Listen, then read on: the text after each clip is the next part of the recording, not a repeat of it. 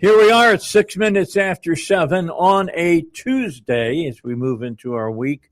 Chance of rain later on today, kind of the way it's been the last few days. It's going to be very warm. It's going to be very humid. So just get used to it. It's going to be this way through August. So it's going to be a typical summertime from what we understand, because the El Nino that is built out in the Pacific, it's going to be a warmer summer than normal. It's going to be hot. It's going to be humid. And we've already seen the results of that, the wind shear that has dissipated over the last few weeks. And the National Oceanic Group came out and said less hurricanes than last year. Going to be a quiet year is what they said. But they said kind of that last year, and we had, 3 Category 5s form out in the Gulf and decided to touch base with Florida during the hurricane season. So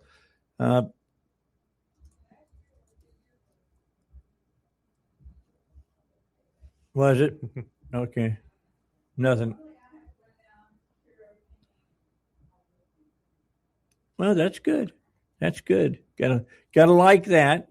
But I hope I hope we don't see a 5 this year. That would be nice. Yeah, the last 4. I guess Sally was a 4 or 5. I can't remember now. I was on a boat. Yeah, I know you were during it. Yeah, it was frightening, but it was also a nice adrenaline rush for people like me that like adrenaline. Yeah, well, you put up with it. And so just know that they're saying this year during the summertime for the hurricane season, it's going to be what they say is relatively calm hurricane season. So we'll see if that happens. I kind of get excited when I hear that. Then I don't have to worry about, canceling my vacation. That's big time. Because I've gone down there and been all set up and ready to go. And we, a couple of years ago, there was a hurricane that kind of followed the coast from Texas all the way around the Gulf. And we had, every day was a rainy day. And it was not fun to sit in the room for a whole week and just let it rain and rain and rain and rain. There was one year that I planned a trip to Costa Rica and planned it and everything. And then all of this, there was hurricanes. I think it was like 3 or 4 years ago. And every day that I was going to be there, the forecast was 100% rain. I was like, cancel. Yeah. I was so bummed out, and I haven't gone back. I haven't rescheduled it. So. That's a nice area, by the way. You'd enjoy that. You really would. All right. So anyway, that's enough about the Gulf. Just know that it's supposed to be a little bit more calmer than the last few years. That can mean a lot less rain for Arkansas, though, depending on, if a hurricane cuts across the Gulf and gets into Texas and comes up through Texas, typically is going to dump a copious amounts of water on us. And they're saying we'll see a little bit more chances of rain this summer than we have in the past, but it is supposed to be, if it's not raining, it's going to be blazing hot. So it's going to be a hot summer. That's what they're saying. And I haven't checked into the habitat in my house and the big aquarium I got with all the woolly worms in it. I haven't looked at that to see if they're like taking off their coats or not, doing their thing. All right. Good to have you along for the ride today. Of course, today is Tuesday. What does that mean? It means Ryan Norris is here, the chairman of the Americans for Prosperity group here in Arkansas. And there's some things that are happening with them. There are things that are happening in Arkansas, and there's things that are happening in the nation. So with all of that said, let's move over to Ryan and say, good morning, Ryan. How are you? Good morning, Dave. It's good to have you here. Well. It's good to be here. And so let's talk a little bit.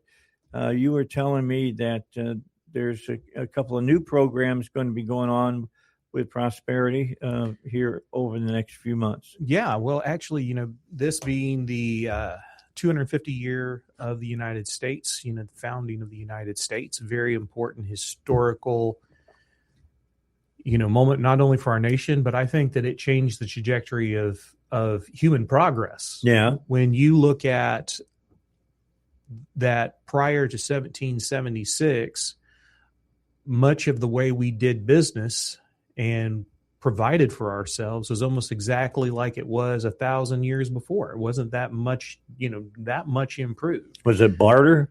Well, Is just that what it was? not just in the economy, but it was in the ability.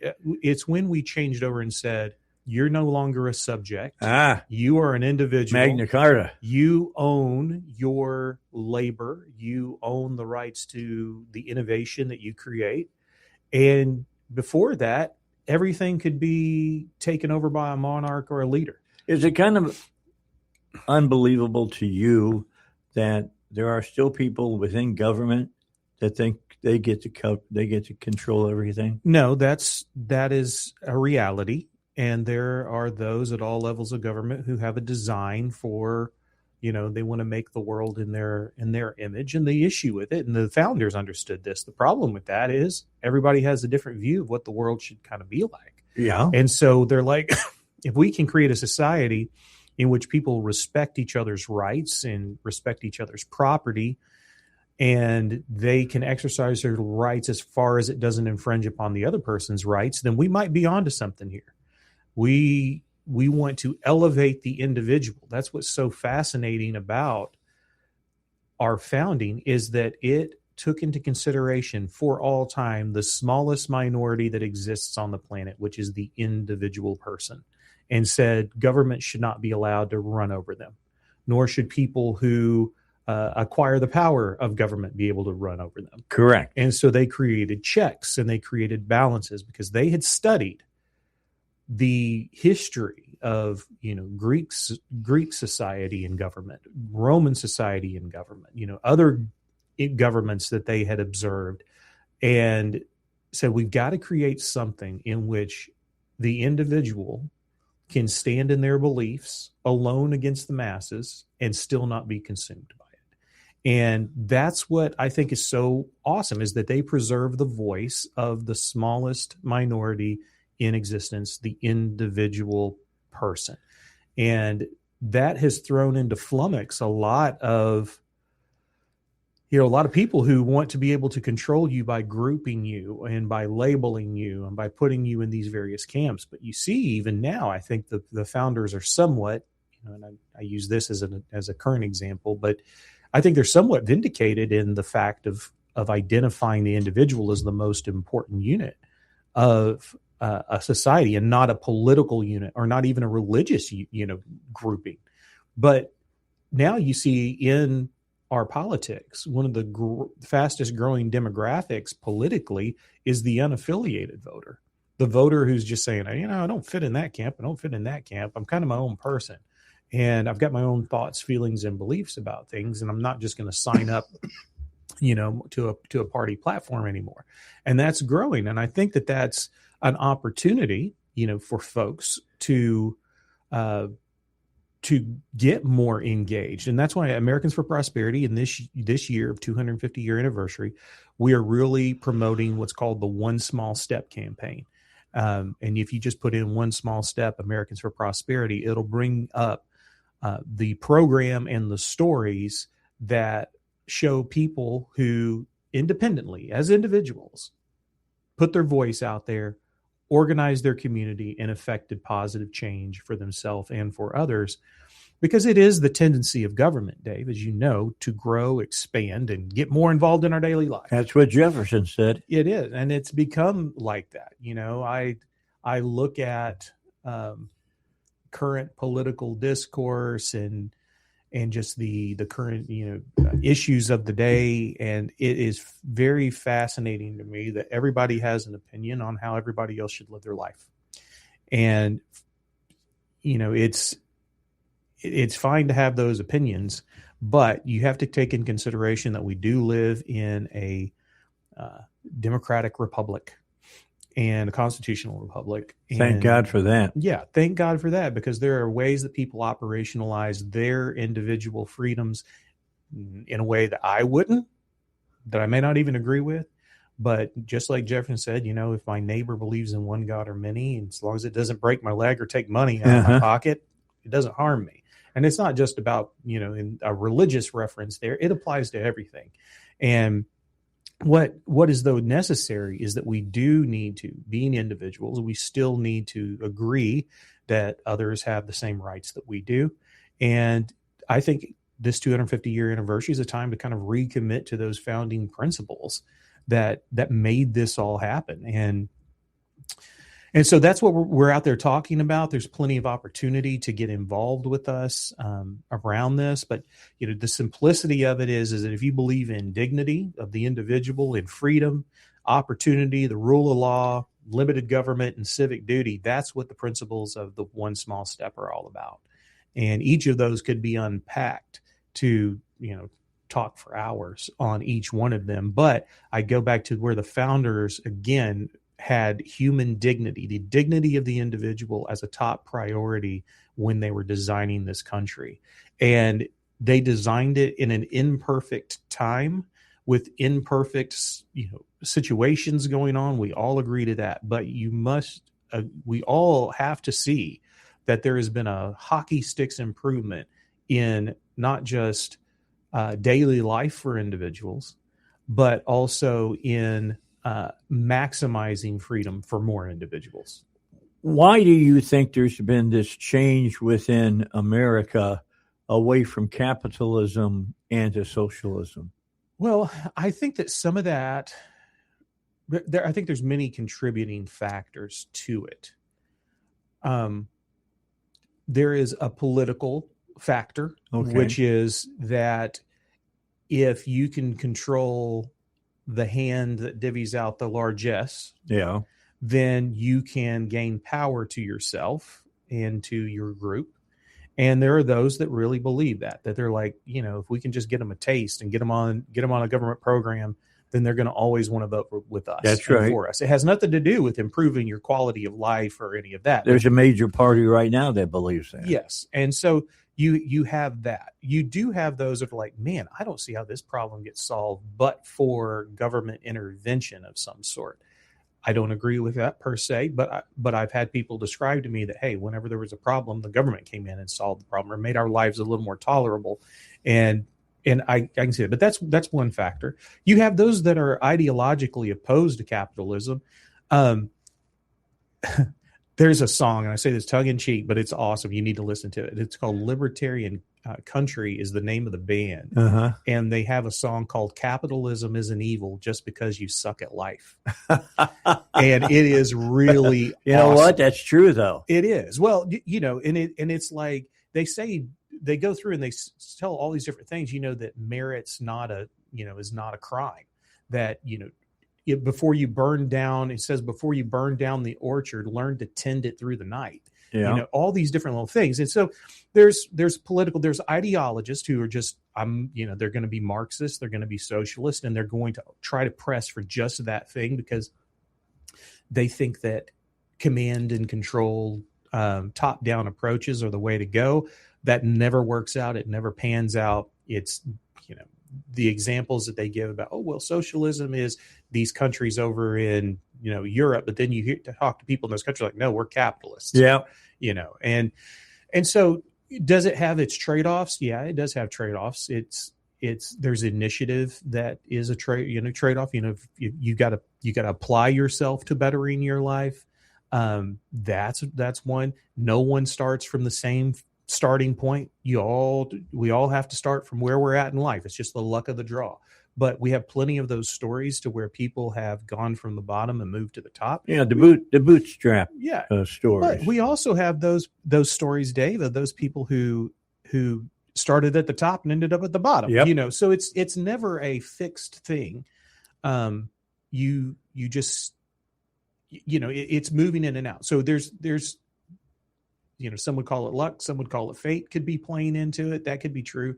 But I have found that capitalism has served me well in that it's helped me to meet my needs for myself and my family.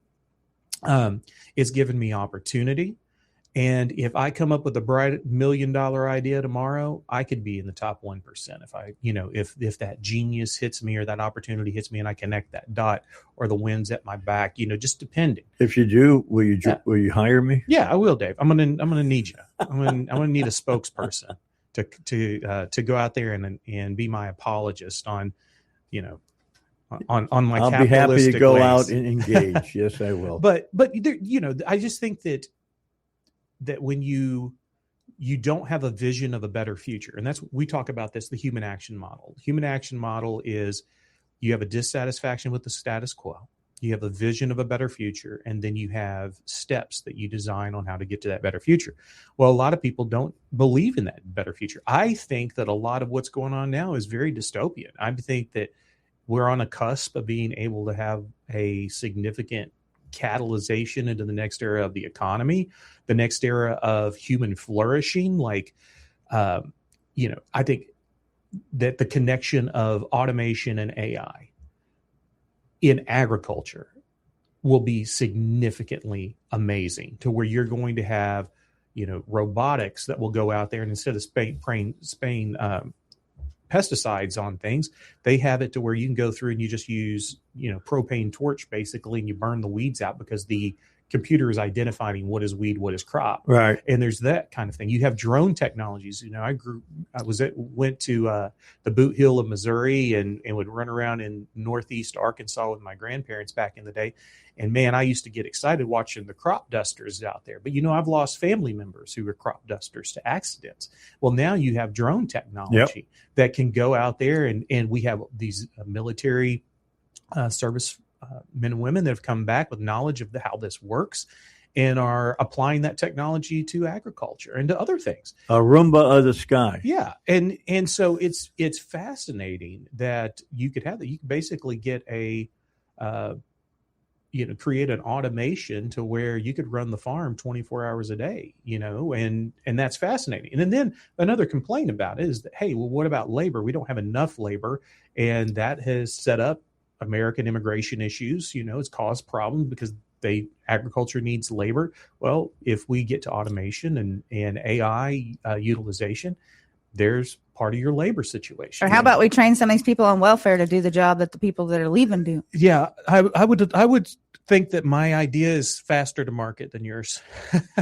You are sad, isn't it? It's the case, and you have that too.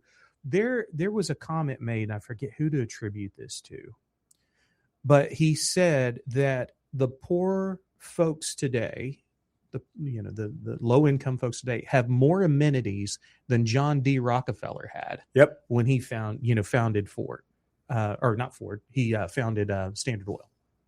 So, that's again a sign of human progress. Whenever your poorest are doing better than the most wealthy nearly 100 years ago, that's amazing. Yep, you've been making headway. All right, a break, and then we'll be back. Of course, Ryan Norris will be with me until 9 o'clock here on the Dave Elswick Show. Stick around. Got a lot more things to talk about. We'll talk about the defense of capitalism as well here on the show today. 7:24, a break, and then more here on 101.1 The Answer.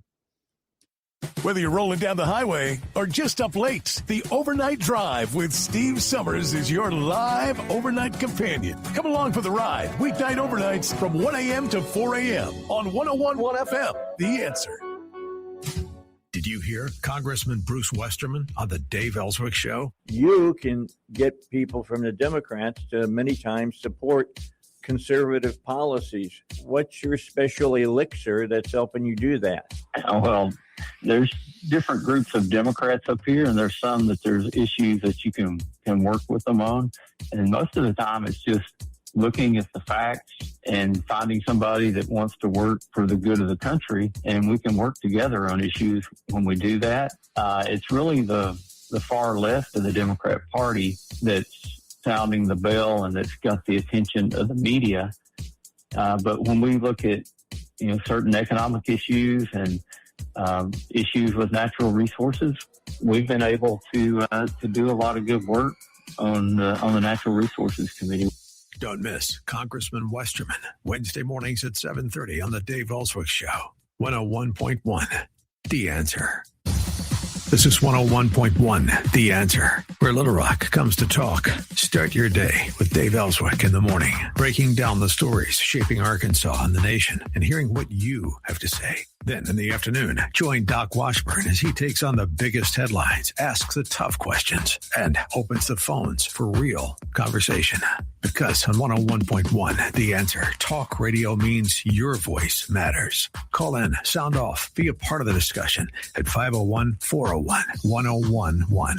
Plus, hear from some of the biggest names in talk radio. CNN Scott Jennings, Mike Gallagher, Larry Elder, bringing you smart analysis, strong opinions, and the debate everyone's talking about. Local voices, national perspective, and your chance to be heard. 501-401-1011. 101.1, The Answer, where Little Rock comes to talk. There's a real battle going on, not only for our future, but that of our children and grandchildren. How do we ensure they have it better than we do? One way is to keep listening to us. We're your information source in the battle. 101.1, The Answer. The Dave Elswick Show continues now. 101.1, The Answer. All right, back with you here on the Dave Elswick Show. Heard something, and I'm not going to move away from your topic because it is a topic where people who have joined the ranks of the far left, and when I talk about the far left, I'm talking about people who, deep down inside hate capitalism and would have no problem, blowing up buildings and things of that nature to try to bring capitalism down into rubble. And there's a group of people now that are looking at that group of people, and they're wondering if it will not bring on the demise of the Democratic Party. And I think that they have some things going for that argument because, when you're talking about, why don't we just take all of everybody's paycheck and then we'll divvy it up the way that we think it should be divvied up, and things that help the person doesn't have enough, take away from the person that has too much. There's at that point going to be a group of people who makes all those decisions. Yeah, and it will only take a short matter of time, I believe, for the people that don't have enough, and for the people who had more than maybe they needed, but now they don't have as much as they used to have to rebel against the system. Yeah. Yeah.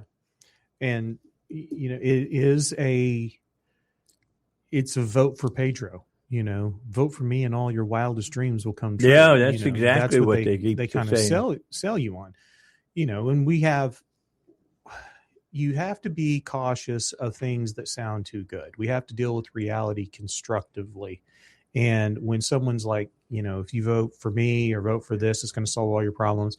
I've been around long enough to know that even the things that I liked in legislation never solved all my problems. Remember what the Temptations said, vote for me and I'll set you free. Rap on, brother, rap on. Yeah. All right. Bottom line, I love using music as that's what makes it so fun. Yeah. We go back and forth around lyrics and movies and all kinds of things. All right, let's take a break and then we'll be back in about 5 minutes.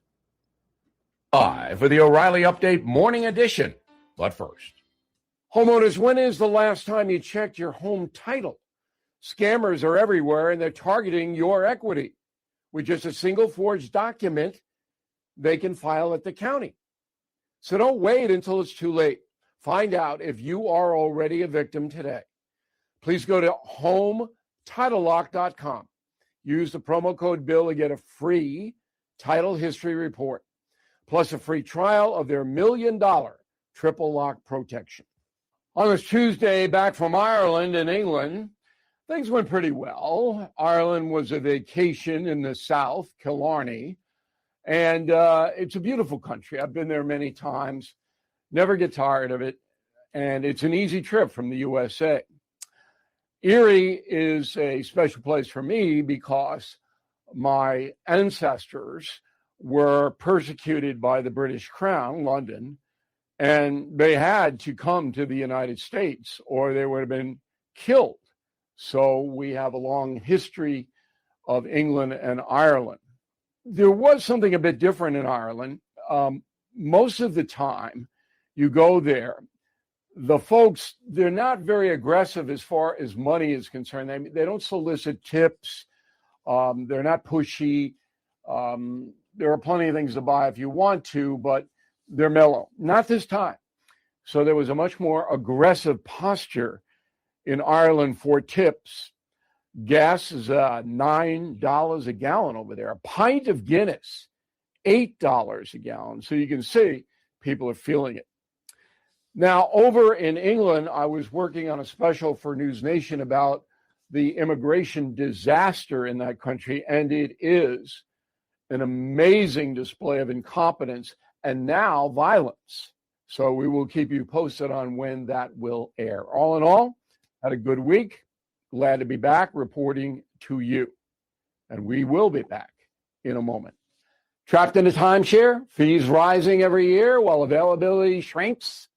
Resorts making exiting nearly impossible. That's why I partner only with Lone Star Transfer. This family-owned company is transparent, honest, respectful. They have helped more than 40,000 owners exit legally and ethically through a simple guaranteed process. No surprise fees, no unused vacations, no stress. Please visit LoneStarTransfer.com or you can call 855-551-7066. Tell them Bill sent you today. That is the Morning O'Reilly Update. More analysis later on.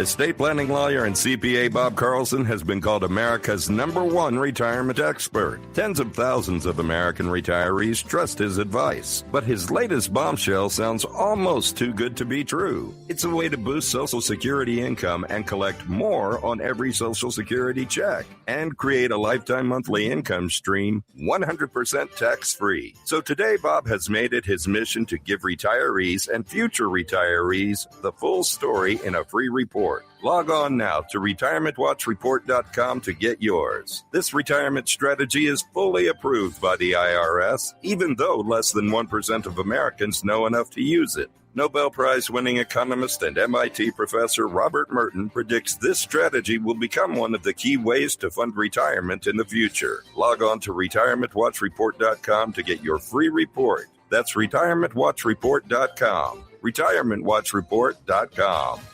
We're closer than ever to protecting AM radio in every vehicle, but Congress needs one final push. AM radio is essential during emergencies and keeps communities informed every day. Make your voice heard today. Text AM to 39179. Text AM to 39179. Without you, this radio station would not exist. Every day we strive to bring you messages of hope, life, and love. Now it's your turn to let us know how we're doing. If we have impacted your life in a positive way, please tell us your story. Call our Impact Hotline at 877-52-FAITH and tell us how the ministries on this radio station have changed your life. If there is ever a time when we need to encourage each other, now might be it. Call our Impact Hotline at 877-52-FAITH. The news never stops, and neither does your schedule. That's why we're here, keeping you up to date with all the biggest stories of the day. We're 101.1, The Answer, where Little Rock comes to talk. You can watch the show right now. The Dave Elswick Show is streaming live on Facebook. This is 101.1, The Answer. Yeah, let me mention that we're on just about every platform. YouTube, we're on X, we're on Rumble, we're on, you name it, we're on it. And it's been kind of an eye-opening experience for me because I always talk about how many listeners that we have join us. But now that we do the show and it goes on to all those platforms, the first time that we were able to measure that, we started at the end of February, and went to the beginning of April, and we cracked 100,000 views. It was really impressive. Yeah, I was happy to see that. Now I don't know where all those people are. There's probably ways of tracking what other places we're being listened to, but it's important to me that the issues that we talk about, the philosophies that we talk about, maybe are being heard by people who have not even thought about some of the things that we talk about. And that's good. And it's always a pleasure to have Ryan on from his group as far as talking about capitalism and why capitalism is the economic system that succeeds better than what socialism and by far what communism does. They say that, it's the best system relative to all the others that have ever been tried. And it's raised more people out of poverty than any other system. And so the question is, like, why would that be an advantage? Well, in command and control style governments and markets, you have people making decisions about what they think you need, and they're going to get it to you. Now, they don't get you exactly what you want. You're going to get shoes, but they're not going to be the right size. You're going to get clothes, but they're not going to be, it's going to be winter clothes in the summer and summer clothes in the winter because you have command and control. And you have just explicitly, I recently did a reading because I just wanted to catch up on Che Guevara. That guy was over all these economic situations down in Cuba. Every single one of them failed. Every single one. He didn't have a clue. Yeah, didn't have a clue. And, just the point being this command and control style that they tried to usher in this revolution with all this, et cetera, largesse they were going to give everybody. Look at even Cuba today, still not caught up to the developed world, and falling further and further behind. But you go back to the revolution and you see, Che even says there was a quote where he's like, yeah, it didn't work like we wanted it to. Well, duh, because you talk about harnessing human motivation and human purpose and trying to orient that to your will, not what they want to do, what you want them to do. And that doesn't work out. They had work quotas, hour quotas, and people wouldn't show up. People would call in, of course, and be sick. Be like, what are you talking about, comrade? You're supposed to do, 5 hours out in the field today. Let somebody else do it. Let another comrade do it.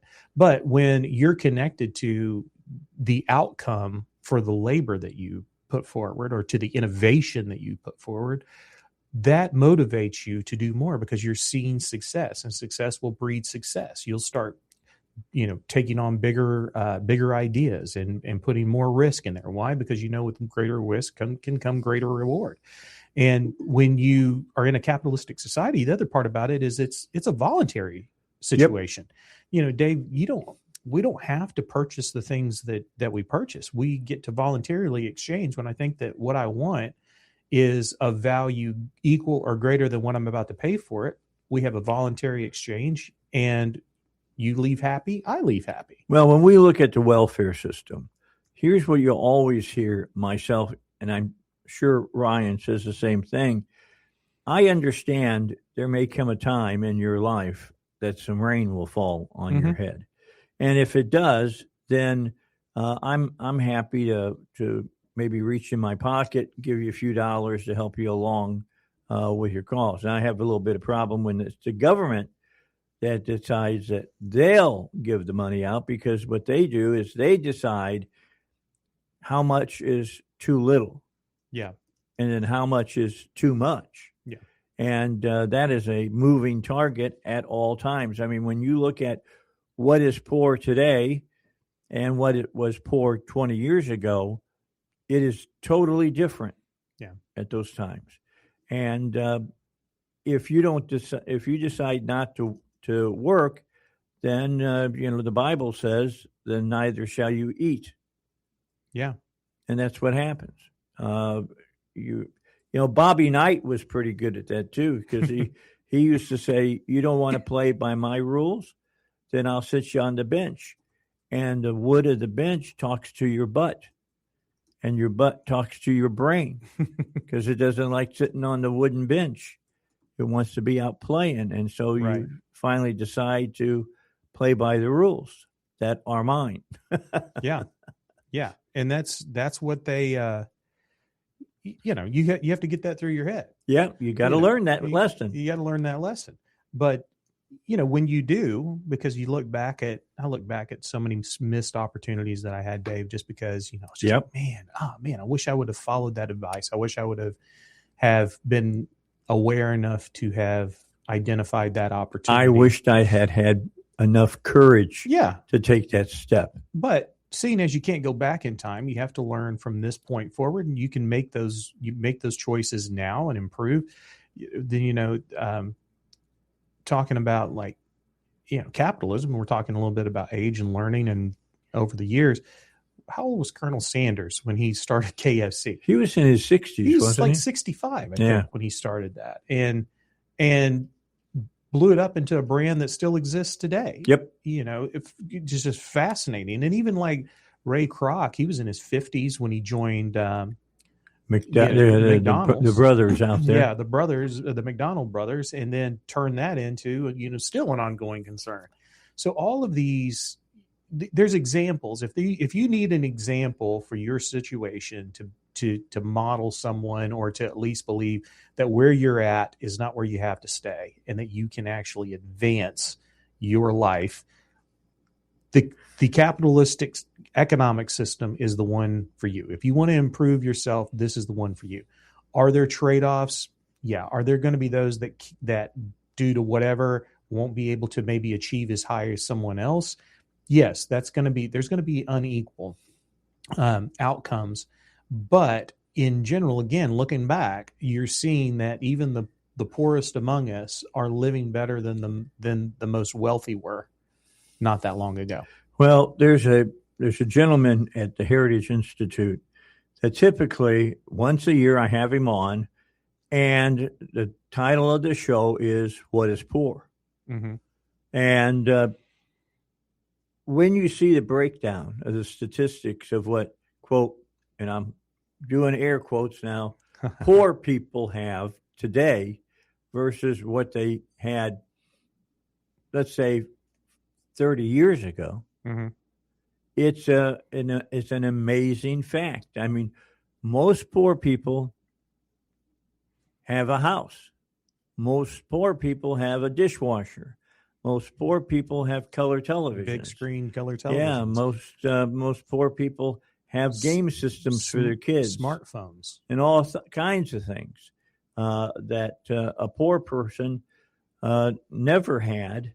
Back in the day, if they existed back in the day, but they didn't, it used to be that the only people who had a phone were people that could spend the massive amounts of money to have a phone put in their house. Today, everybody has a cell phone. Yeah. And the cell phone has more computing power in it than the Apollo missions. The Apollo missions had. And so it's fascinating to me that, human progress is just amazing on what is getting done. They're in the book, I believe it's Good Prophet, Charles Koch's book. He said, free people are capable of extraordinary things. And that's what I see, is that you have to marry freedom with these principles of human progress and let people go out and solve problems. That's what capitalism does. I've tried to explain that to people, is that the way you become wealthy in capitalism is make something that everybody wants. Well, there's that, but it even distills down to where you find a problem that people have and you solve it. Yeah. And the bigger the problem you solve, the more it will usually equate into profit and into you achieving abundance. Well, because it's scale, when you solve a big problem, it's usually a scalable situation. It's like the cell phone that we were just talking about. They keep making cell phones do more and more because people want more and more out of their cell phones. And on top that, that does good things, Mhm. but it also lets you send a picture to your kids of you and your wife being on vacation somewhere. Yeah. That's not a necessity. That's something to have. Yeah, something to have. I mean, the generations that came up just after mine, back in the day, you may remember this. And if that picture wasn't in grandma's photo album book, it didn't exist. That's right. And now we have thousands and tens of thousands of pictures and images of ourselves across the World Wide Web. Because we've fed that into the system. We've taken pictures. I kind of like put it in the cloud. I kind of like it in Facebook to where it's like your memories, and it pops up. It's like, on this date you took pictures of this, what you were doing. You were posting. This is what you were doing, and it's kind of neat. It's neat now that I particularly have loved ones that have passed, and I'll get those memories. But we were having a really good time this time. And 3 it's years things ago. that maybe you even forgotten that you did. Yeah. And then you look back on it and you go, man, that was a good time. Yeah. And, you're probably going to have a function one day to where you go to Facebook and you click write my eulogy. And it's going to be able to say, Ryan liked crazy quotes by, Stoics and Transcendentalists and lots of G.K. Chesterton. A lot. He really loved his dog, things like that. But it's an amazing time to be alive if you are considering where humanity has been before this time, particularly. Oh, yeah. And where it could potentially go is also, I am optimistic about the future, to where there are plenty of those who are not. But I think the majority of human problems, I'm thinking in terms of like hunger, housing, medical, those kind of things, have a high potential of being made more accessible. I'm a Charles Dickens guy. Yeah. It was the best of times. It was the worst of times. Yeah. Yeah. Life kind of hands it out that way. Yeah, it does kind of hand it out that way. And you got to learn to, kind of roll with whatever. It's just that, I think it's in the poem If by Kipling. He talks about meeting with triumph and disaster and treating both of those imposters just the same. That kind of thing. Is that just keep steady, keep focused, keep moving forward. That's what you have to do in life. And there's a lot of there's concerns about the future. You're talking about AI, and folks are concerned about, well, what happens if AI replaces me? I've found functions in my daily life that I no longer have to spend hours doing my research. I can now set up agentic AI and have it do the research for me. It synthesize it down. I double check it to make sure that it's what I'm interested in and giving me the right information and the best information, because it doesn't really replace humans. It will allow humans to be more productive and the other term I'm looking for, it just enhances the work that you are already skilled to do in a lot of senses. Yeah, well, it's like talking to Val. I was having a discussion with her yesterday, and she's looking at starting a I don't want to give it all away, but the bottom line is there's a lot of people who don't know how to harness, how it works, AI. And she wants to set up a job that offers that type of training to small businesses or any size business for that matter. Yeah. But somebody needs to say, your AI will do this for you, and you don't have to do it any longer. Yeah, it's just a tool. It's like the computer. Mm-hmm. I mean, it's just a faster tool. Yeah. Yesterday, the Florida Attorney General put out a lawsuit against ChatGPT and Sam Altman.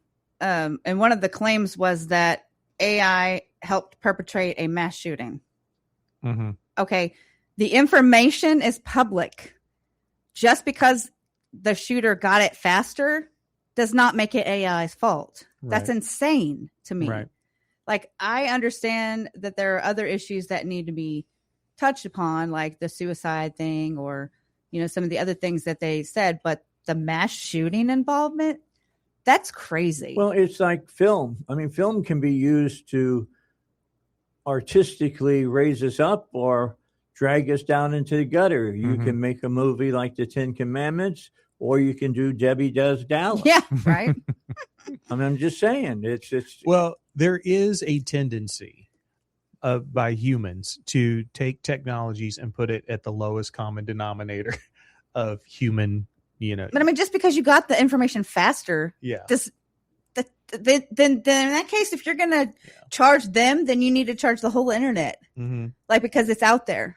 Yeah. You know what I mean? Yeah. No, I don't disagree. It wouldn't be in AI if it wasn't in public domain or just people have access to it. Yeah. It wouldn't be on there. Yeah. So now there is the argument that AI gives somebody the opportunity to use the tool to make the guy who's in a porn film look like your next door neighbor. Yeah. You know what I'm saying? It can be any kind of technology. Can you be good to do good and to do and to do evil? Okay. Yeah. Gotta get a break in. Yeah, no worries. You heard her. All right. We got to take a break first. All right. 7:52, 8 minutes till 8 o'clock. It's the Dave Elswick Show, 101.1 FM, The Answer. America is at a tipping point. To ensure we stay the land of the free and home of the brave, you need to be informed and engaged. That's why we're here. 101.1 The Answer, where Little Rock comes to talk. This is 101.1 The Answer, where Little Rock comes to talk. Start your morning with a voice you know and trust. Dave Elswick, bringing you the issues that matter to Arkansas, the news behind the headlines, and conversations you won't hear anywhere else. Then in the afternoon, stay informed and fired up with Doc Washburn, breaking down the biggest stories of the day and what they mean for you. And all day long, hear from some of the biggest voices in talk radio. CNN's Scott Jennings, Mike Gallagher, and Larry Elder, bringing you sharp insight, lively debate, and the perspective you've been looking for. News, opinion, insight, and the conversations shaping our community. From Little Rock to the natural state and beyond. This is 101.1 The Answer. 101.1 The Answer, where Little Rock comes to talk. President Trump has triggered a $200 billion tech disruption, and Wall Street is asleep at the switch. This $200 billion investment in chip technology could make today's artificial intelligence chips obsolete. Technology that will make today's AI data centers a thing of the past, like IBM's old mainframes. While most investors are focused on old-fashioned AI, there are three companies quietly building a $1 trillion triangle that could transform every tech sector on Earth. These three companies are gearing up to develop and manufacture supercomputers the size of a dinner plate. Institutions like Vanguard, BlackRock, and State Street are pouring more than $200 billion into this AI revolution. Investment guru George Gilder has been predicting tech revolutions for more than 40 years, including the iPhone, Netflix, and Amazon. Now he's got his finger on three companies whose technology will change tech forever. Log on to $1,000,000,triangle.com to find out which three companies are working on what could be the biggest tech disruption since the internet. $1,000,000,triangle.com. That's $1,000,000,000,triangle.com. We bring you the biggest news stories of the day. Not to tell you what to think, but to allow you to have the most information so you can make up your mind. 101.1 The Answer, where Little Rock comes to talk.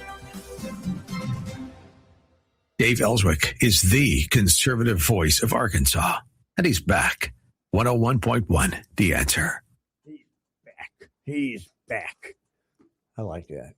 He's back. Like I went somewhere. Yeah, during the break, I jumped on a supersonic jet and went to Rome and came back. All right, that's what I did. Nice. Have you ever thought about World War II and thought about why Hitler did the things that he did? He was following the Roman Empire. That's what he did. Oh, yeah. Yeah. He followed what they had done in the past and was trying to build the equivalent in the present time of the 40s and into the early 50s. Of course, he wasn't around by then. But the bottom line, that's what they tried to do, and they succeeded, but they failed in so many ways that the Romans had failed in. Yeah. And, the people that were running the show, so to speak, became corrupt. Mm-hmm. That's what happens. Yeah. Power corrupts absolutely. Yeah. And so that's what, again, the founding of our country, 250 years in the anniversary, you have the man, George Washington, who had the opportunity to be elected basically as the king of the United States, and he turned it down. And it resonated across the globe when people realized and they heard that Washington, who was a hero, beloved by his countrymen, had the aptitude and the temperament to be a leader unlike hardly anyone else that you can compare to in history. And when offered power, he turned it down and said, I'm going back to farming. I want to raise some more corn or whatever it was. Well, he had a really good whiskey recipe from what I understand. I think they still bottle that somewhere. It's supposed to be like Washington's brand. But the point being is that he understood that he was one man, that power was a thing that one man shouldn't have. And he worked hard about making sure that there were the checks and the balances in our government, so that no one would assume all the power. I mean, he believed in a centralized government, don't get me wrong, but he wasn't like Hamilton. No. Hamilton really believed in a centralized government. He wanted a monarchy. Yeah. He did. And I'm not a Hamilton. I just finished a book actually called The Anti-Federalists Were Right. And it's true, by the way. Yeah, in a lot of regards it is. And their concern is that this isn't really federalism that you all are setting up. You're just setting up a national government. And that debate led to, the Civil War later on. It led to the Bill of Rights first. Well, the Bill of Rights first, yes. And then, led to later on a Civil War saying which one is the most important, the individual governments of the states or the national, federal government. And, that was a bloody conflict around those ideas. But the point being, again, is trying to diffuse power to where the individual has the ability to flourish. That's it. That's why I'm very pro education choice, because I believe that people shouldn't be stuck in systems that don't work for them. That's why I believe in capitalism, and that where it does have its trade-offs and its downsides at times, and I've been on the definitely on the downside of that more than the upside of it. It does allow individuals to chart their own course in life. And that's what a free society should be about. Okay, keep that thought in mind. We'll pick it up when we come back. Time for the news. Let's get to it here on the Dave Elswick Show.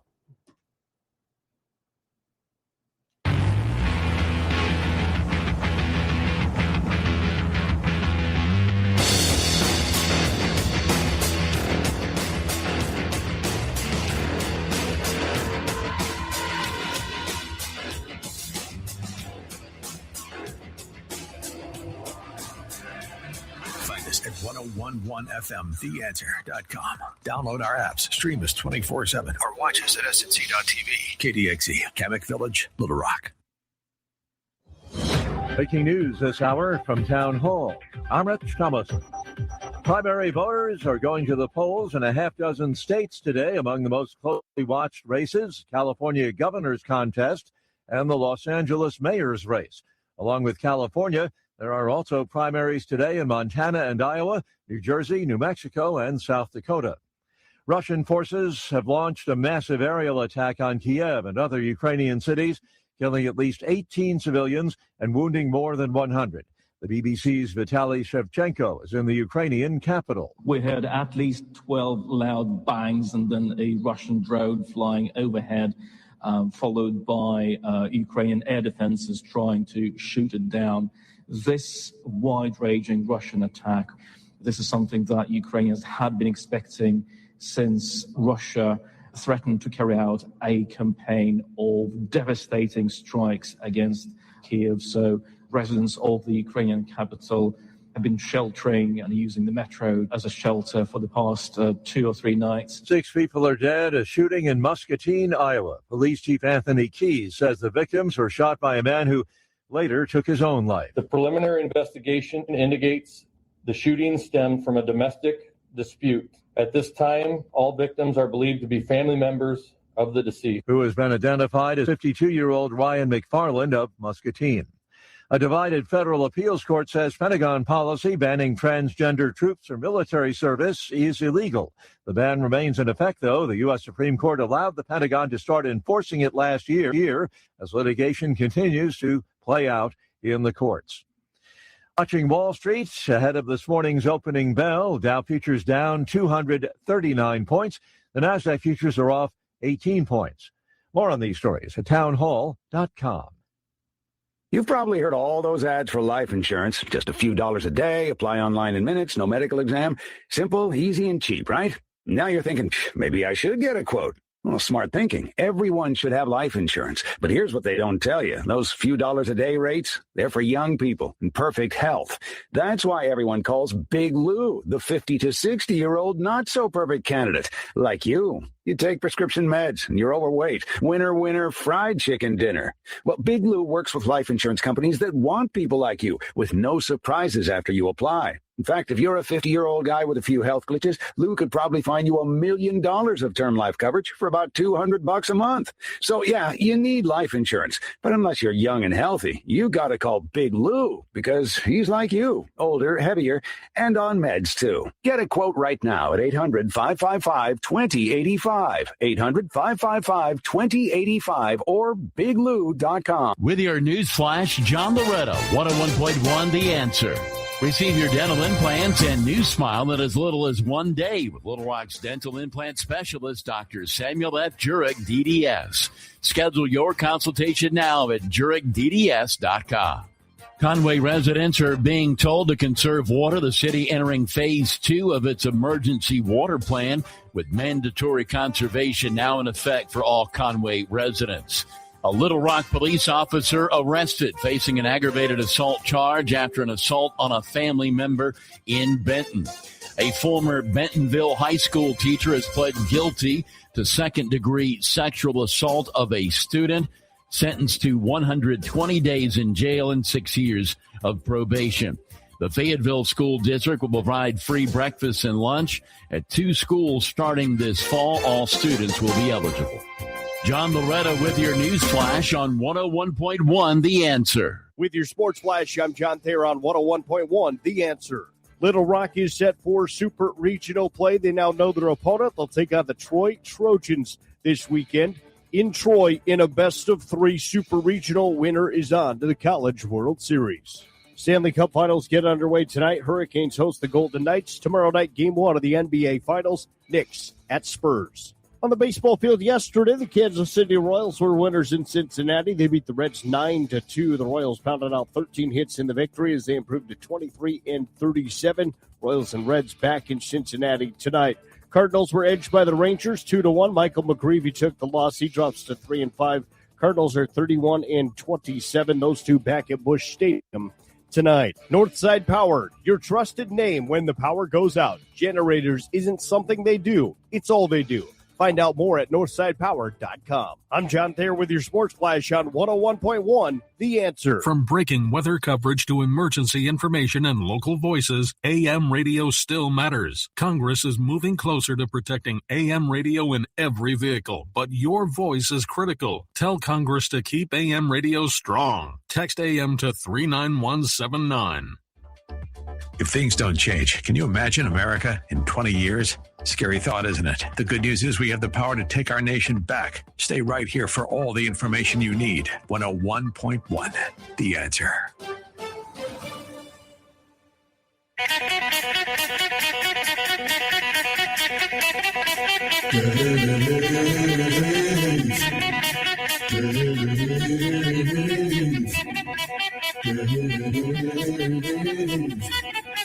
All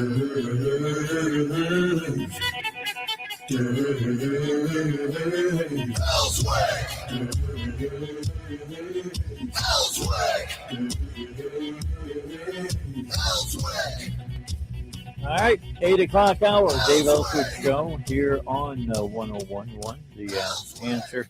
Just got a meme that's pretty good. It says, your house on socialism, shows a little shack. And then underneath of it says, your politician's house on socialism. And it shows a very big house with all the amenities and a backyard pool. Because that is the way socialism works. Didn't you ever wonder in the Soviet Union why the heads of the government had their own getaways? Yeah, because they didn't live to the principles they espoused. They didn't march to the same drummer. You have that happen in other countries too, to where authoritarian governments are oppressive to their people, but they themselves or their families are allowed to live differently in other countries, and it's just crazy. That's why I support policies that give people more freedom, even freedom to make their own mistakes, because the top-down approach just does not work. Does not work. Never has. Never will. And so that's why, I'm out there talking about, hey, we need to keep the government limited. We need to be engaged in the policies, not just the voting, but the policies. Too many times we've got a little bit of buyer's remorse. We elect people in. We're thinking, oh, that sounded good during the campaign. Let's vote for them. And then they go in there and your cost of living starts going up. Government spending starts going up. And you're like, why in the world is this happening? They were talking about the opposite of this.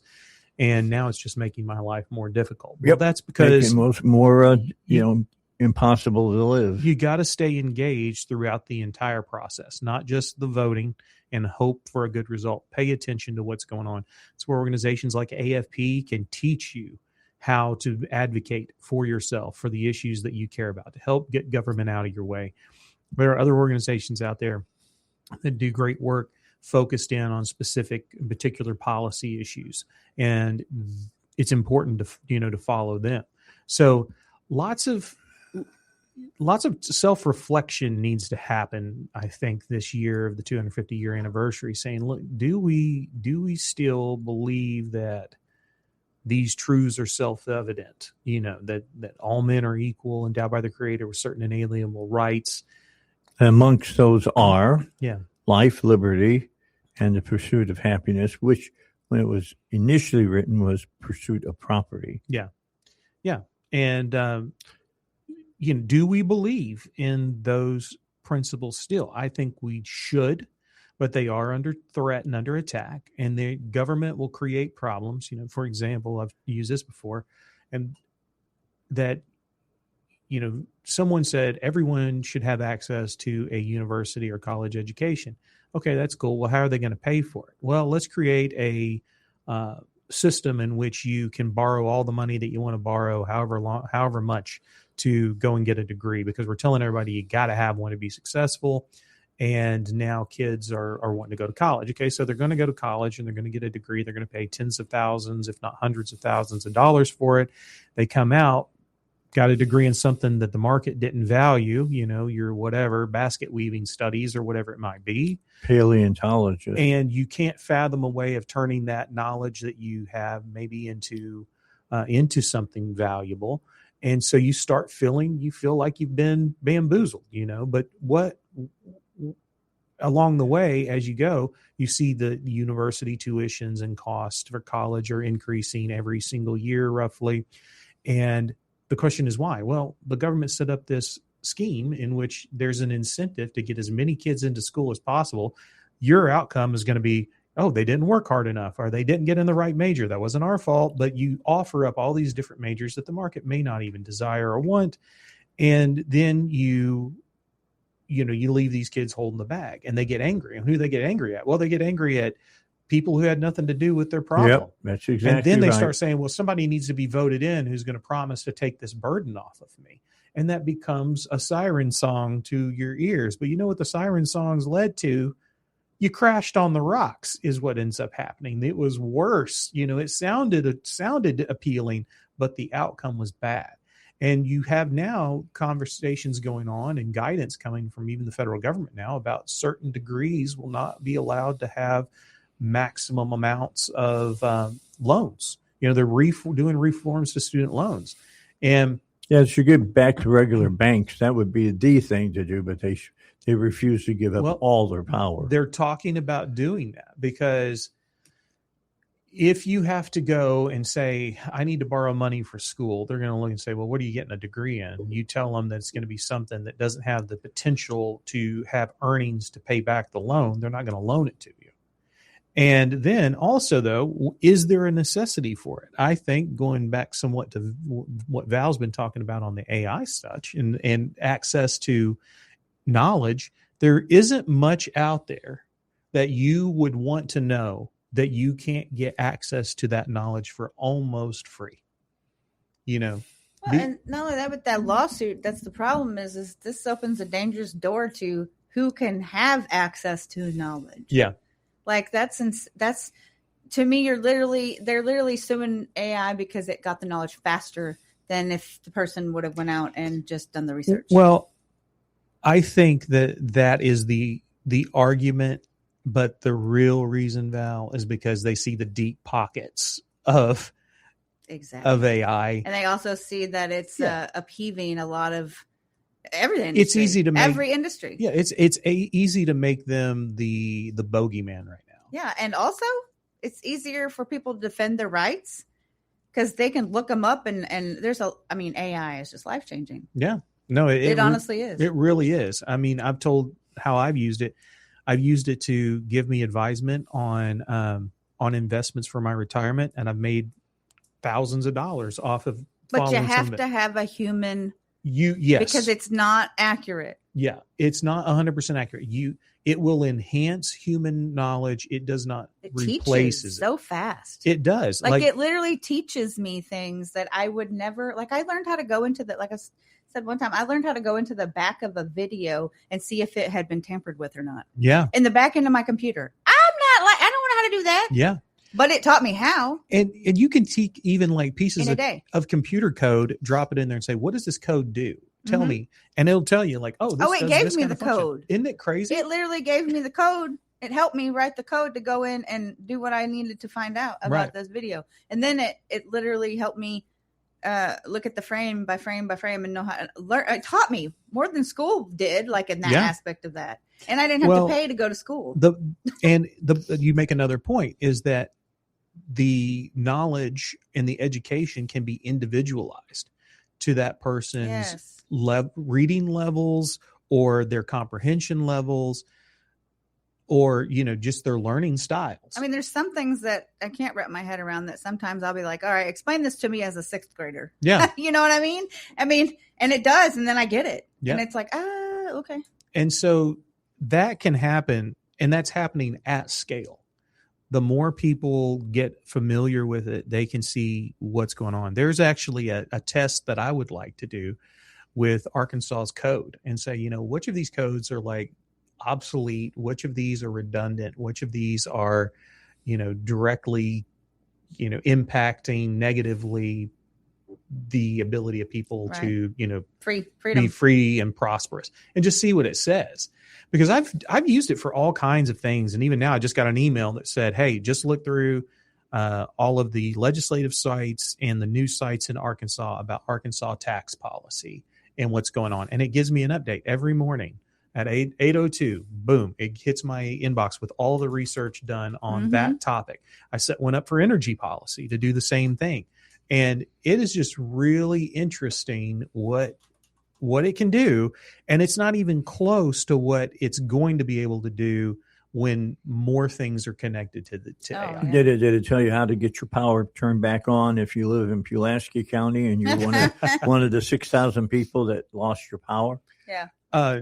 Well, it's interesting because AI is has the ability to improve energy delivery systems and what it can, and also how, if you connect to the grid, AI has the ability to monitor transmission lines, and transmission lines are usually set at some kind of standard voltage rate as it's pushing, but due to slack in the line or weather, it could maybe do more. And so it's now figuring out that, hey, if we have AI be the air traffic controller for routing energy, it can actually make the grid more efficient and produces less waste and loss, and therefore less cost to consumers. So it could be used in the not so distant future to help solve for a lot of these problems that we have, even when it comes to power outages. Yeah, what's going on in energy? Because that's a topic that's being discussed widely in the state. Yeah.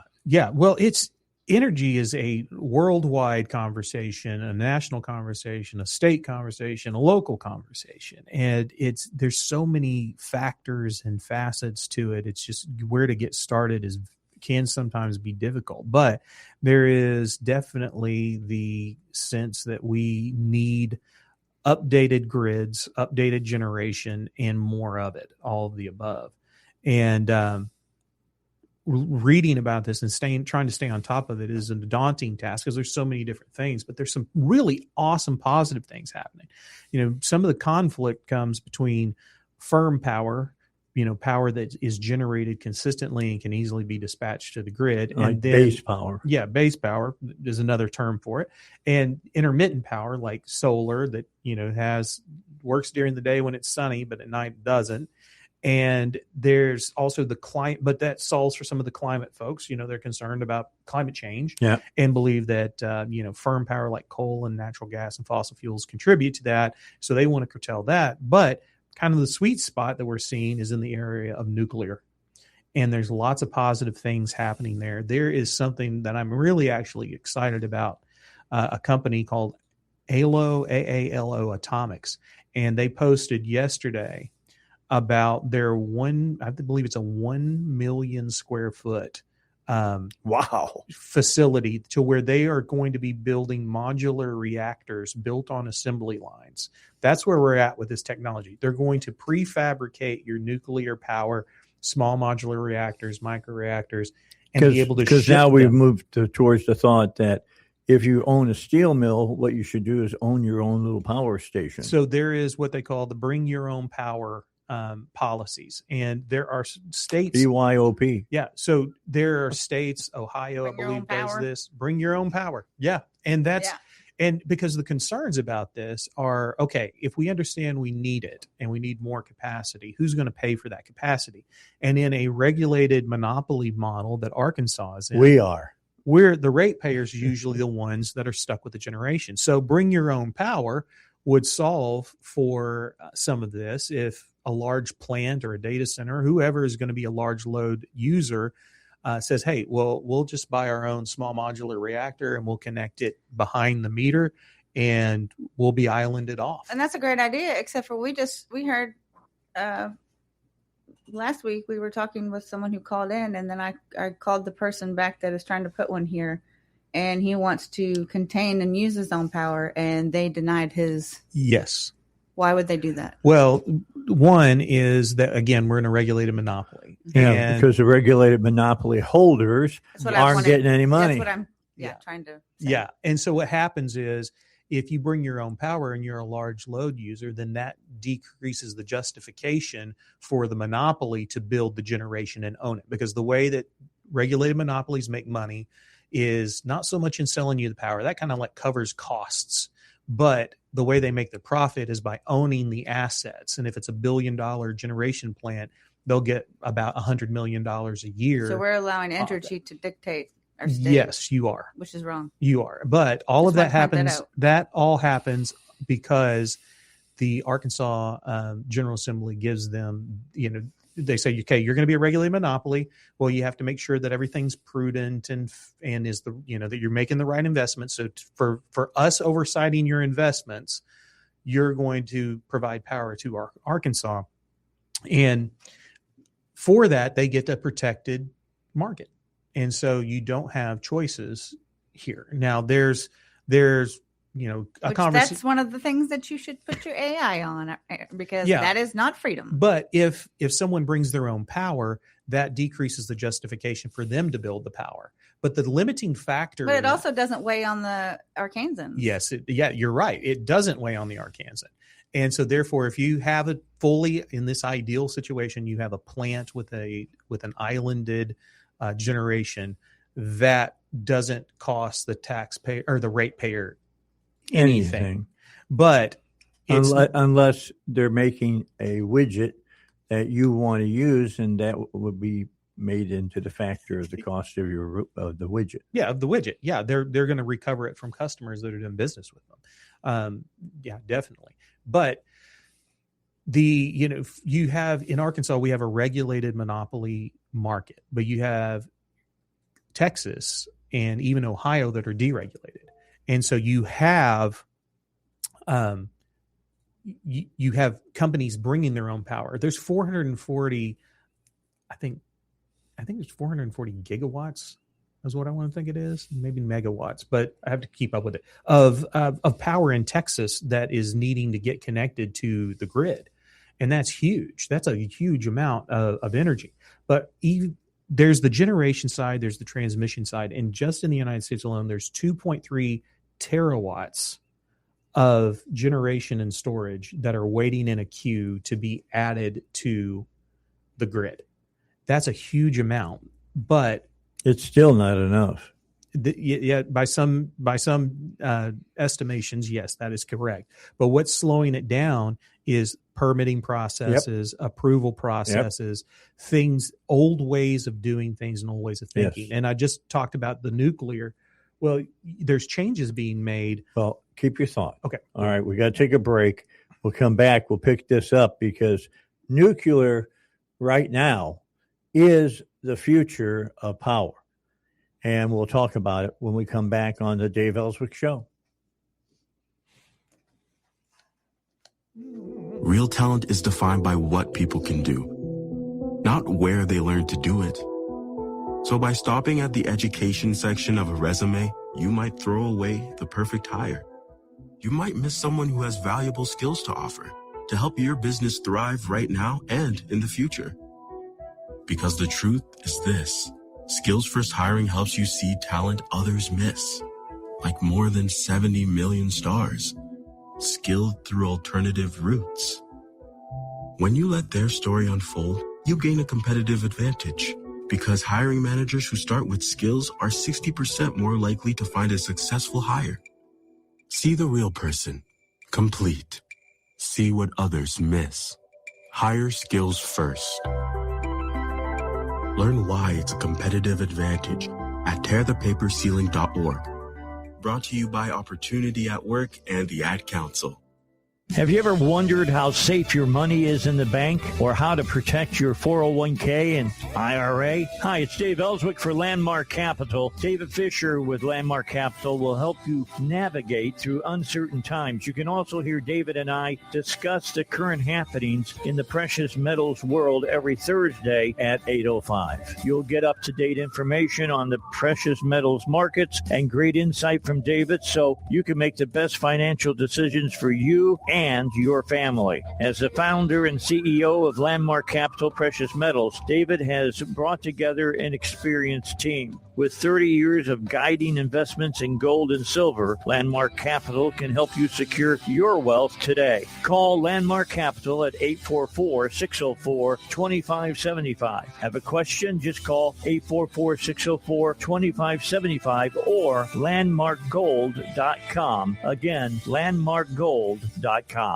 Twitchy.com brings you the latest in social news, highlighting and reacting to important conversations from America's most prominent journalists, politicians, and celebrities. Twitchy's kinetic group of editors deliver fast and amusing content around the clock to tell you who said what in global and political news, sports, entertainment, and media.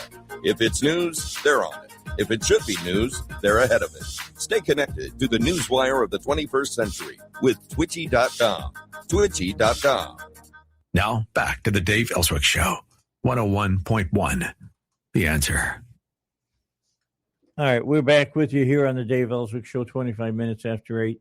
You were talking about nuke power. I'll let you go ahead. Oh, well, it's just the technology has totally changed to where we were used to the water systems of nuclear. Now you have molten salt reactors that don't melt down, that they don't have that kind of risk. And so this is even being recognized by the Nuclear Regulatory Commission, the NRC. They just passed what's called Part 53, and there's some other parts coming to this, but it's a new licensing framework for small modular reactors to justify the processes and the oversight to the risk that's actually involved. If it's going to be a riskier heavy water, facility, that needs a lot of considerations, a lot more. Got a lot of oversight. Yeah, a lot more considerations than maybe your small modular reactor would. And now, when you're talking about this has been costing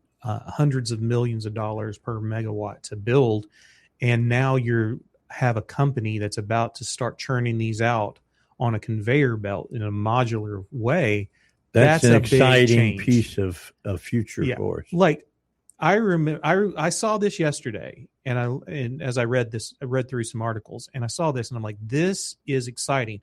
It's the same level of exciting for me as when SpaceX landed that rocket back on the barge in the middle of the ocean. I looked at that and I said, that's a game changer. That's the way it was supposed to have been done. Yeah, that is a game changer. And so I see that also in nuclear with small modular reactors. There are real benefits, major benefits to it, particularly if you care about abundant energy that has new, much less risky technologies. And if you are in about environment and climate change and such, this helps solve for that too. Other countries are using this technology and building it as quickly as they can. France is doing this, India, China, Russia, they're all moving towards the nuclear. Now, there's stop gaps along the way, but most of what's keeping us from being able to proliferate this quite as to the level we need to is that, again, the processes. And that's why changes to how we vet these projects and where we can place them needs to be reformed, and it's being reformed. I'll tell you what has to be reformed first of all is the thought process within the average consumer, because the average consumer thinks that nuclear power is the genie out of the bottle. Mm-hmm. Yeah. Well, so much of our knowledge of nuclear comes out of fear, out of old technology. Yeah, the old technology, or that nuclear was being used as this uranium was being plutonium being used in bombs, and we were raised with that fear. And we saw 3 Mile Island, and we saw Chernobyl, which I don't think anybody actually died at 3 Mile Island. I don't think. No. And Chernobyl was terrible, but that was also Russian engineering being rushed through by government authority without care or concern to whether it was really going to work. And then we had the bad situation over in Japan with the tsunami that they had not figured for. Yeah. And so you have situations to where this type of technology solves for a lot of those concerns. And we can reuse fuels now that are already been mined and are just sitting places ready to be being recycled. So it even has a less ecological impact even on the mining side of things. All right. We'll talk about this when we come back, because I told Ryan when he said, let's talk a little bit about nuclear. I went, yes. There's like a couple, themes that if you bring them up, I'm ready to hear more about it. Nuclear is one, AI is the other. And then the news is the third one, and that's happening right now. With SRN News, I'm Rich Thomason in Washington. He has spoken with Israel's prime minister and senior Hezbollah officials in Lebanon. President Trump says that both sides have agreed to dial back the fighting that has been threatening a U.S.-Iran peace deal. Russia attacked Ukraine with a barrage of missiles and drones overnight, killing at least 17 people, injuring dozens, and trapping many others, that according to Ukrainian officials. The state of Florida is suing OpenAI, alleging it disregarded and even covered up serious risks to young people posed by ChatGPT. The Los Angeles mayor's race and the California governor's contest among the most closely watched of today's primaries going on in half a dozen states. And Secretary of State Rubio returns to Capitol Hill today, the first of 2 days of hearings. More details, srnnews.com. Meet Matthew Preston. Inside his apartment, everything he holds dear is protected by Progressive's renter's insurance, like his laptop and a surprisingly valuable collection of baseball bobbleheads. Outside his apartment, his laptop is still protected, as are his bobbleheads, which he carries around with him for reasons no one knows. Renters, the limits of protection aren't just the four walls of your home. When you're in Progressive's Protection Zone, get a quote at Progressive.com. Progressive Casualty Insurance Company, affiliates, and third-party insurers. The military, the mission was clear. You knew what to do. Now, the mission has changed. Stepping into civilian life isn't about finding a job. It's finding your purpose. I wanted a career that would leverage the skills and discipline I gained in the military. IT just felt right. My Computer Career offers class schedules that fit into your life and skills in high demand. Put your VA benefits to work. Visit mycomputercareer.edu/CWP to jumpstart your IT career today. An elite CompTIA certification partner. Financial aid is available to those who qualify, including VA benefit. There's a real battle going on, not only for our future, but that of our children and grandchildren. How do we ensure they have it better than we do? One way is to keep listening to us. We're your information source in the battle. 101.1, The Answer. On Salem News Channel, principled voices are shaping today's conversation. Scott Jennings brings clarity to the toughest debates. Josh Hammer's blistering commentary puts politics and culture on trial. And Alex Marlowe's insight connects us to what matters most. Watch anytime on Samsung TV Plus, Pluto TV, or find us on your screen at snc.tv. 3 new shows, 1 powerful lineup. Salem News Channel, across America. Whether retirement's just around the corner or already here, it's common to be overwhelmed. That's where Total Wealth with David Lucas can help. Utilizing their signature Thrive planning process, they'll work together with you to identify and resolve your concerns, allowing you to fully pursue your passions and enjoy life. Because a successful retirement isn't just how much you save, it's the quality of life you live. Schedule a free evaluation now at TotalWealth.com. While you're at the website, download the free guide to Social Security. It'll help answer a lot of your questions. Go to TotalWealth.com or call 501-382-8800. 501-382-8800. One more time, go to TotalWealth.com or call 501-382-8800. That's 501-382-8800. 501-382-8800. Go to TotalWealth.com. Investment advisory services offered through Lucas Total Wealth, an Arkansas registered investment advisor. Arkansas Insurance License number 161527743. The news never stops, and neither does your schedule. That's why we're here, keeping you up to date with all the biggest stories of the day. We're 101.1, The Answer, where Little Rock comes to talk. The Dave Elswick Show is back. 101.1, The Answer.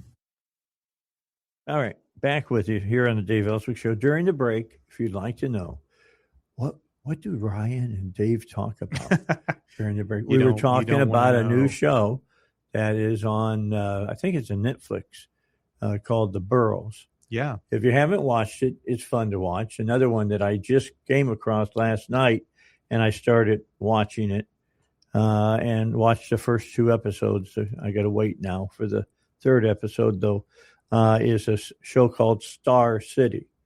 Have you come across that one yet, Val? You're going to love it, man. It's on Prime, and it's about what was it? One Step for Man. You remember that show where the Soviets got to the moon before we did, and all that, and how NASA would have been different.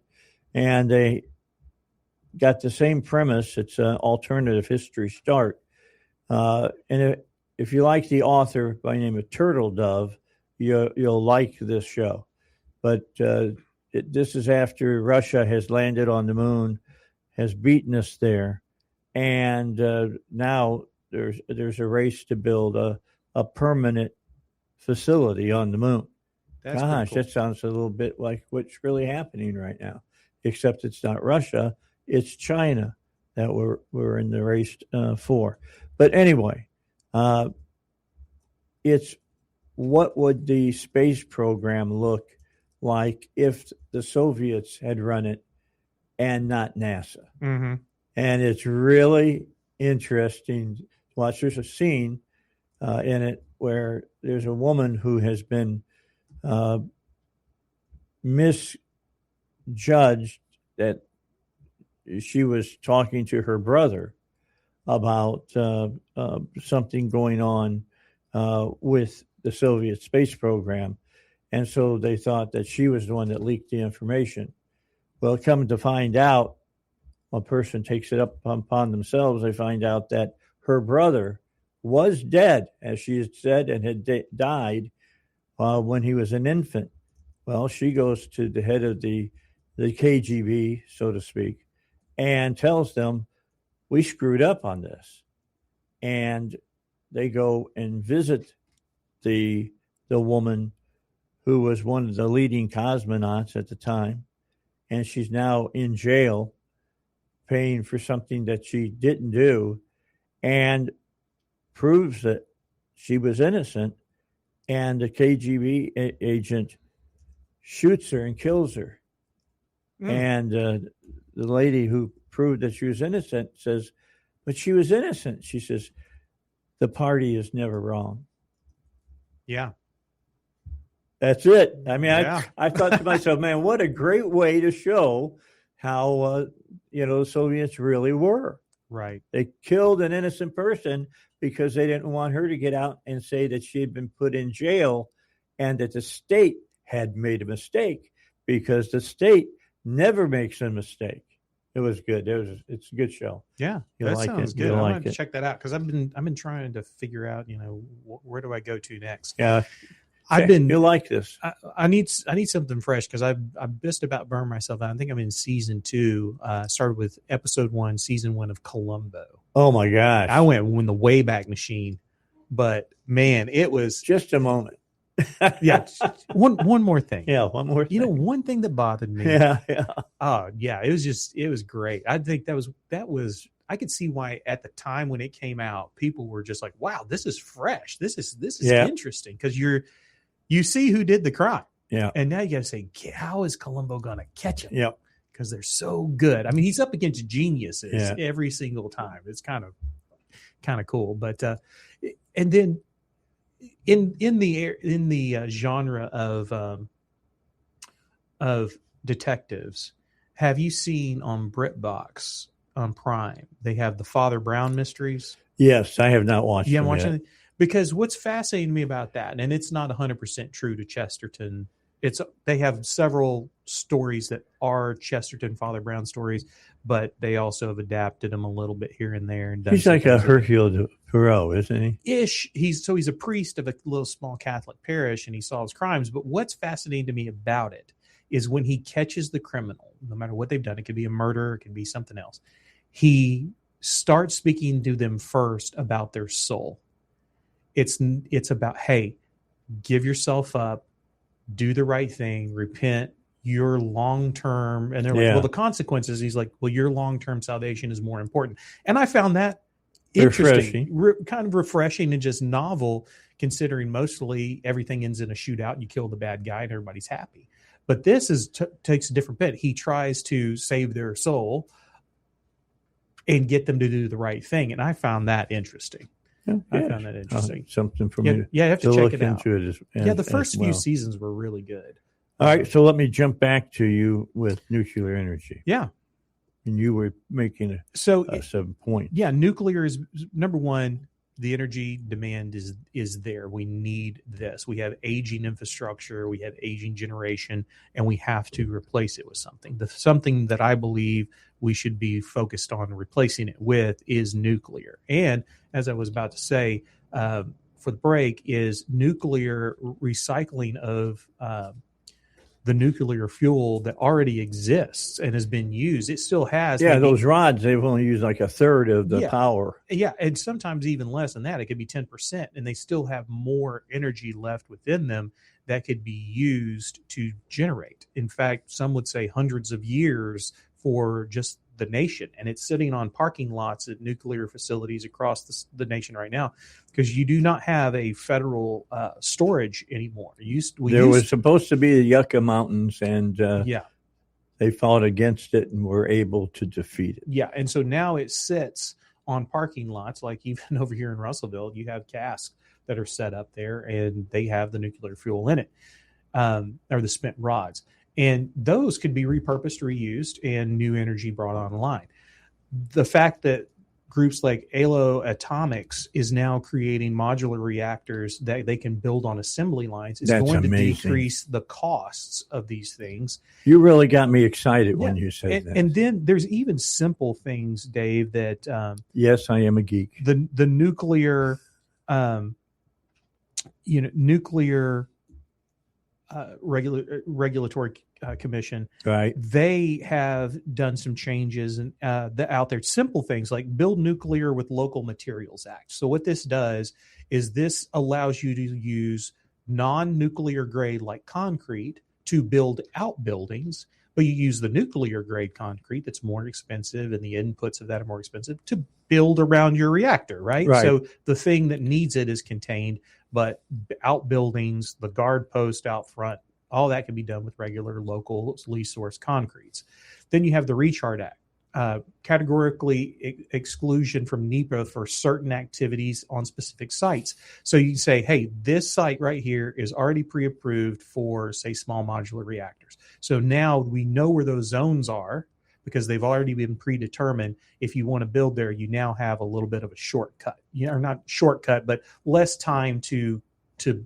Like, for instance, if you're building in California, you have to have all kinds of backup type of things to protect against earthquakes. Yes. Well, there's places you can build in the United States where the chance of an earthquake happening are zero, or at least very, very negligible. Yeah. And so you have that to where they're now even doing what's called cluster assessments of projects, to get them onto the transmission lines. They'll say, okay, well, all of these projects right here are ready to go, and they all have the same spec. Let's look at them together and say, okay, well, if one is approved, the other should be approved because they meet the exact same specifications. And so they're now trying to fix the process. And this is actually coming from President Trump, by the way, who's making executive orders around this issue. He understands the need for energy, cheap, abundant, affordable, dispatchable energy. Nuclear is the way to go. The upfront costs and the permitting processes have been the main drivers in keeping the cost high. And a lot of that, of cutting through a lot of red tape, are because of the committee that our congressman in the 4th District, Bruce Westerman, heads up. Yeah. And he's done a great job. He's working on the SPEED Act, which would... That's what I was talking about. Yeah. And you've talked about that. We've talked about that. I've written articles about it. It's just taking the process and making it what it is, a vetting process for the projects, and not using it as an infinite warfare or lawfare against these projects just because you don't want them. Tree huggers. Yeah, it just, slowing it down because of every single little thing that you can imagine the harm might be. At some point, there has to be a cutoff saying, okay, we've answered all the questions, and now you're getting into hypotheticals that may never exist. We have to get these projects off the ground. And that process has been part of what slows down investment in these areas. Someone just posted saying we're now spending more on like data center, infrastructure than we are on roads. Well, duh.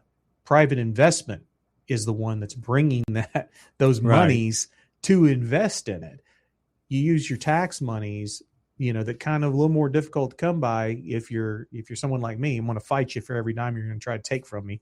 But it's private equity is now seeing that, we can get these built. We can find energy for them, that new energy is potentially coming online very shortly. So we got to get the transmission worked out and the generation worked out, but I see positive things moving in a good direction, Dave, and that's going to make our lives easier. Abundant, affordable energy is a catalyzing factor in moving from poverty to prosperity. You see developing countries, one of the first things they want to do is try to get electricity, out there, electrification. I'll give you a good example. When I first bought my home, my electric bill per month was in the $80 range. Yeah. Now it's in the $170 range.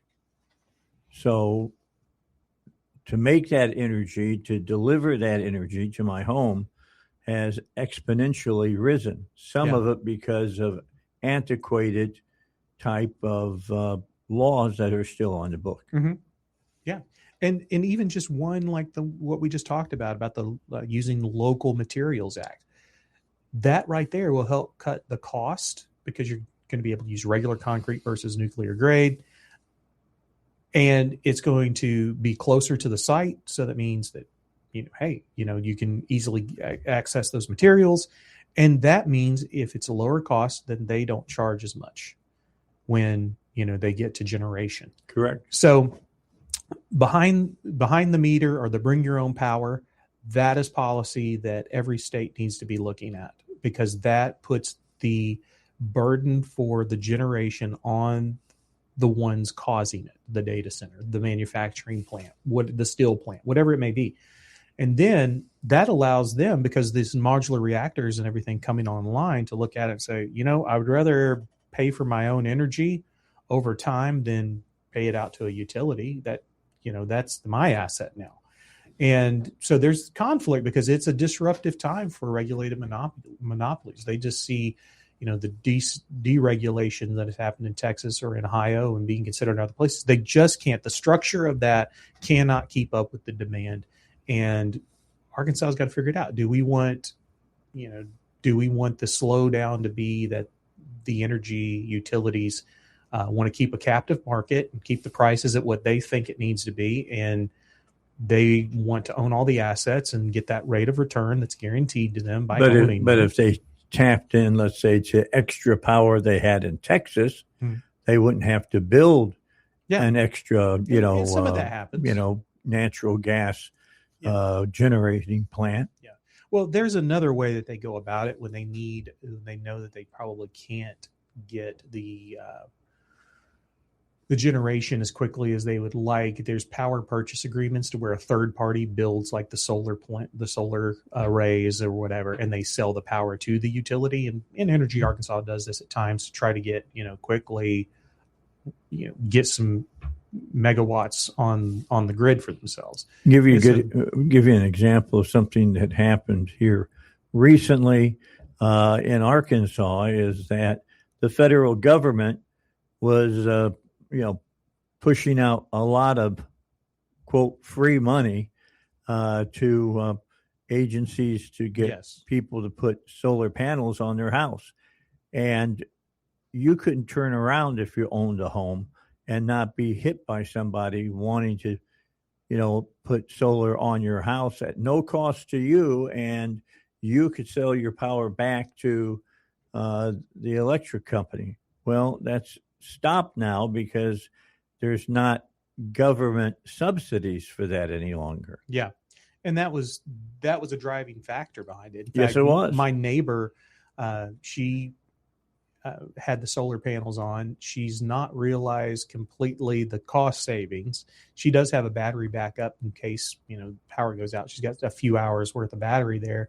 But then when she had her roof redone, the company that originally put her solar panels up had gone bankrupt. Mm-hmm. And why? Because the federal subsidies had run out. And so they bankrupted their company and called it a day. They went in there and got all the money that they could, trying to talk as many people in. But now, to get those solar panels removed and your roof fixed and then the solar panels put back on, now it's on you. Yeah.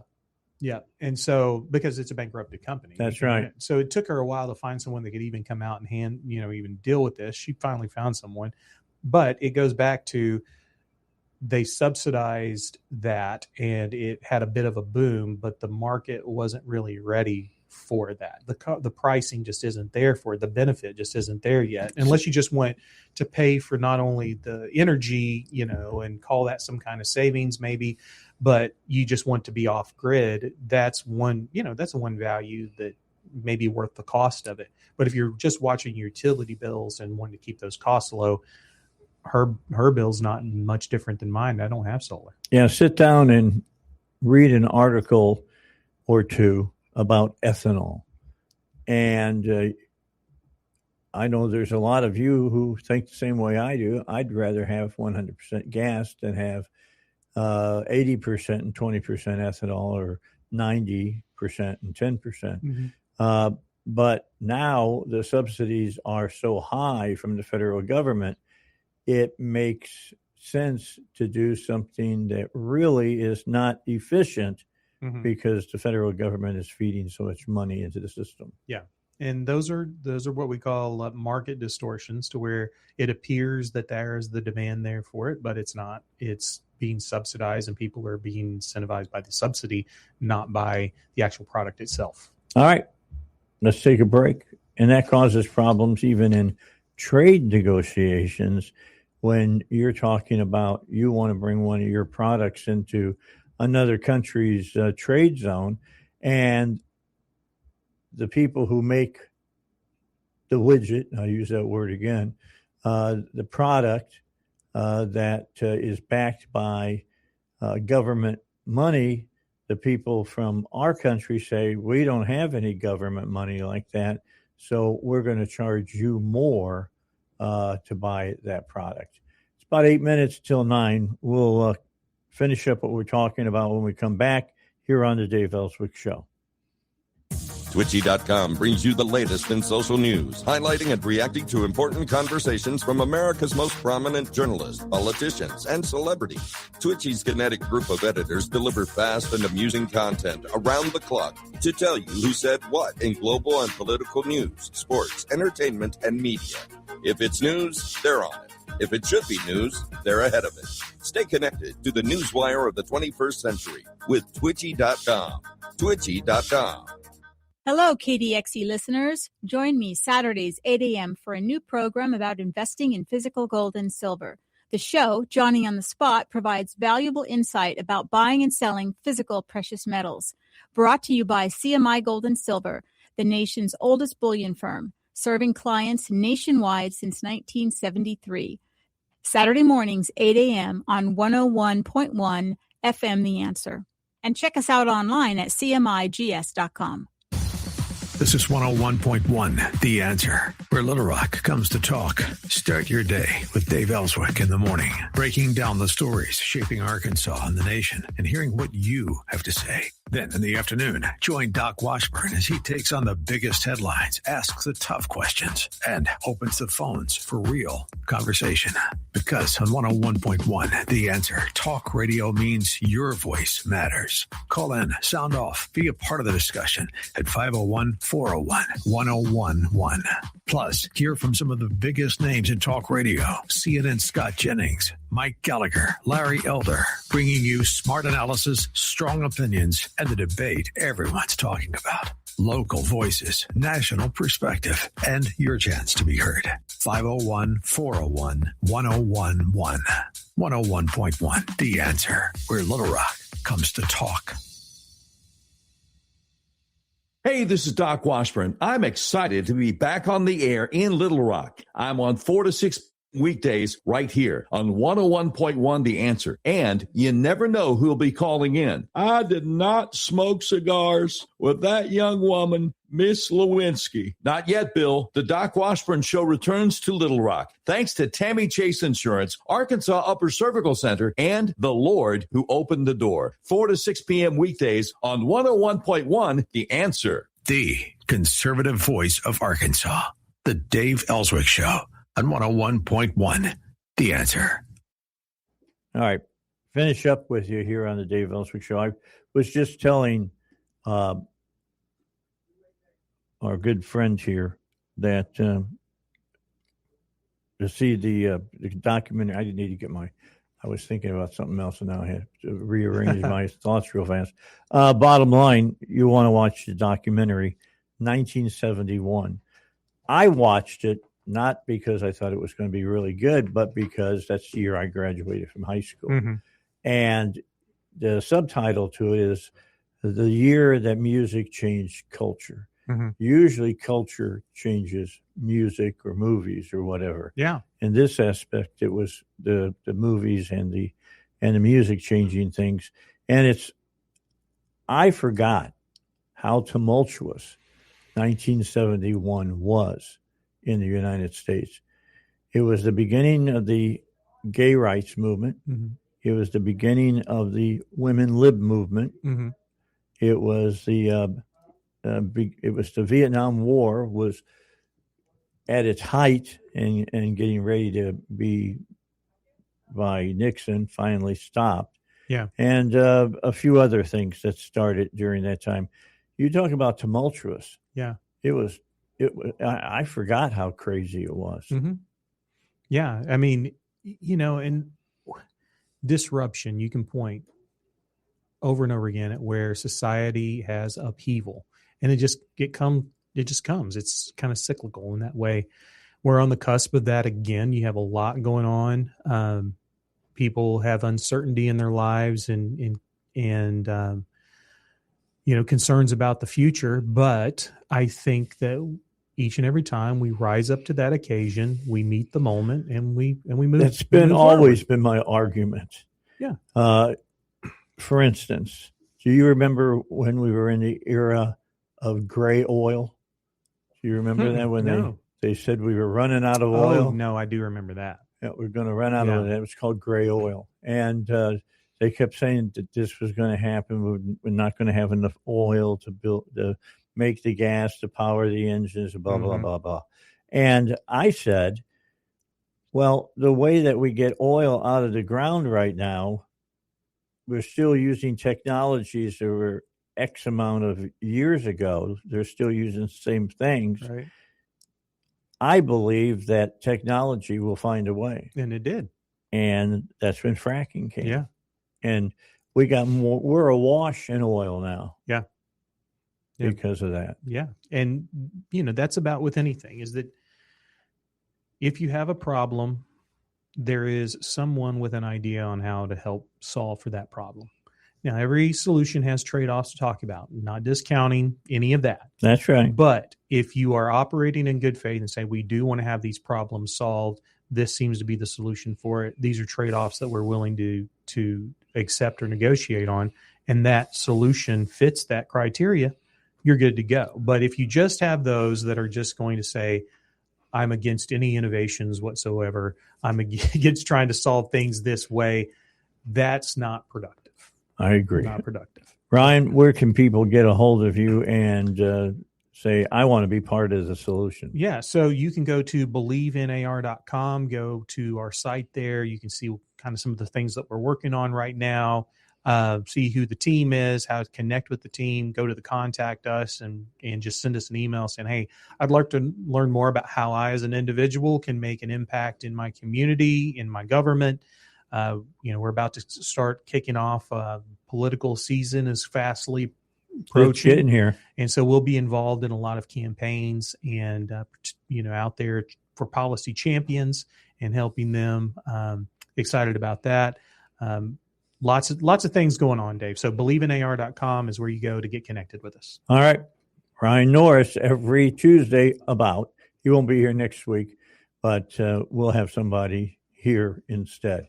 So Dave Elswick Show, time for me to get out of the way. Gallagher is coming up, and I'll see you on the radio at 7 a.m. tomorrow.